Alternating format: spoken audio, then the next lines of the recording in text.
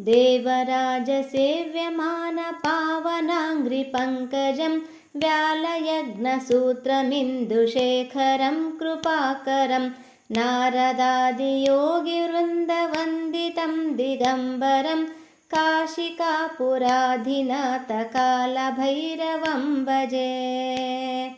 भानुकोटिभास्वरं भवाब्धितारकं पदं नीलकण्ठमीप्सितार्थदायकं त्रिलोचनं कालकालमम्बुजाक्षमक्षशूलमक्षरं काशिकापुराधिनाथकालभैरवं भजे। शूलटङ्कपाशदण्डपाणिमादिकारणं श्यामकायमादिदेवमक्षरं निरामयं भीमविक्रमं प्रभुं विचित्रताण्डवप्रियं काशिकापुराधिनाथकालभैरवं भजे। भुक्तिमुक्तिदायकं प्रशस्तचारुविग्रहं भक्तवत्सलं स्थिरं समस्तलोकविग्रहं निक्वणन्मनोज्ञहेमकिङ्किणीलसत्कटिं काशिकापुराधिनाथकालभैरवं भजे।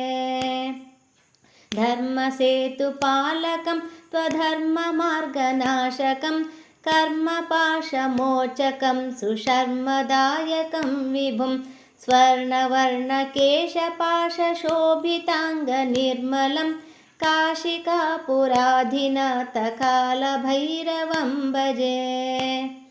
रत्नपादुकाप्रभाभिरामपादयुग्मकं नित्यमद्वितीयमिष्टदैवतं निरञ्जनं मृत्युदर्पनाशनं करालदंष्ट्रभूषणं काशिकापुराधिनाथकालभैरवं भजे। अट्टहासभिन्नपद्मजाण्डकोशसन्ततिं दृष्टिपातनष्टपापजालमुग्रशासनम् अष्टसिद्धिदायकं कपालमालिकाधरं काशिकापुराधिनाथकालभैरवं भजे। भूतसङ्घनायकं विशालकीर्तिदायकं काशीवासिलोकपुण्यपापशोधकं विभुं नीतिमार्गकोविदं पुरातनं जगत्पतिं काशिकापुराधिनाथकालभैरवं भजे।